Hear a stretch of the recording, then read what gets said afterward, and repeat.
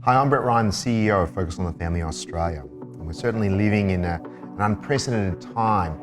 And this is where Focus on the Family wants to help you navigate this, especially when it comes to family and relationships. Despite the stress and the circumstances we find ourselves in, whether this is for 2 months or whether it's for 6 or even more months, we're in this together. And especially with you with your spouse, you can either be free of being sick, which is to be very grateful of, or unfortunately you can start getting sick of each other because you're in each other's space. And I'd like to talk to you a little bit how to grow closer together as a spouse. We're not going to be able to go out on date nights, we're not going to go to the movies, we're not going to go to restaurants.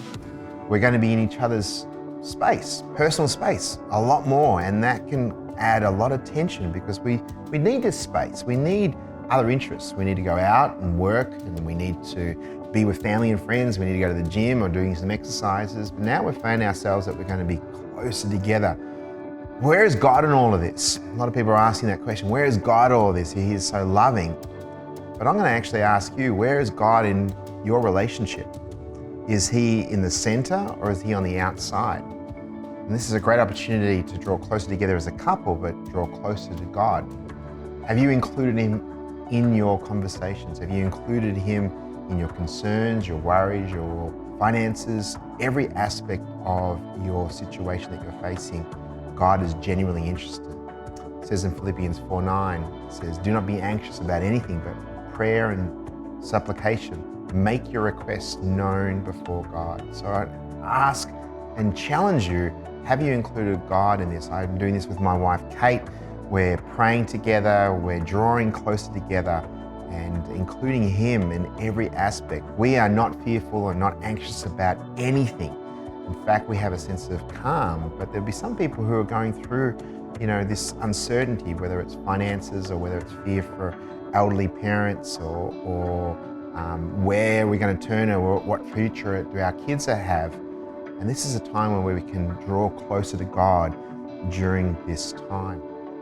So here are a few tips that I'd encourage you so you can draw closer together as spouses. Communication is a key. Communicate your highs, your lows, your concerns, your worries, your emotions, your ups, your downs. Communicate what's going on in your world. Don't expect each other going to be mind readers. You need to share what's going on in your thought processes and what is of being the most important thing during this time and what's things that are less important. This is certainly a good opportunity to reevaluate where your priorities lie. Has it been in your career? Has it been in the toys that you have in your household? Has it been with being out serving and volunteering? When we can't do all these things now it's going to be just you and your spouse. And this is a great time to prioritize your relationship. Maybe it's a time to reevaluate who does what around the household. Share those responsibilities, the chores, the managing the finances. And speaking about finances, have you got a plan? How are you managing, if there's going to be a decrease in income, whether there's going to be an opportunity for you to lose work. And I'm sorry if that's your situation, but I'm sure the government have made some wise decisions and they're putting in some supplementary opportunities and to receive some grants or some subsidies. So stay tuned for that because finances can add an enormous amount of stress as a couple. I mentioned before, you can draw closer together and ultimately I hope that you can draw closer to God in this time.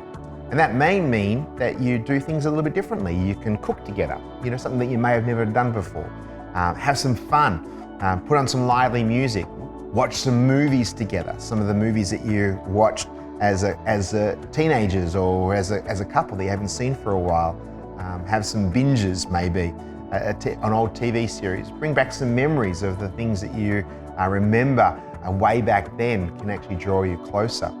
Share, as I've mentioned, your grief and your loss and your uncertainty, but be very intentional with your time. It might mean going for a walk.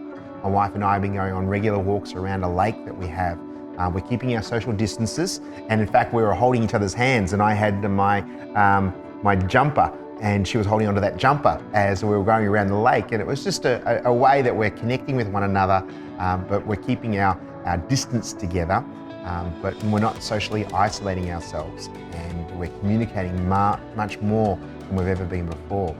We can exercise together, and that means maybe going for a walk or doing some things together out in the garden when you can. But ultimately, I'd love for you just to pray together, maybe doing some devotions.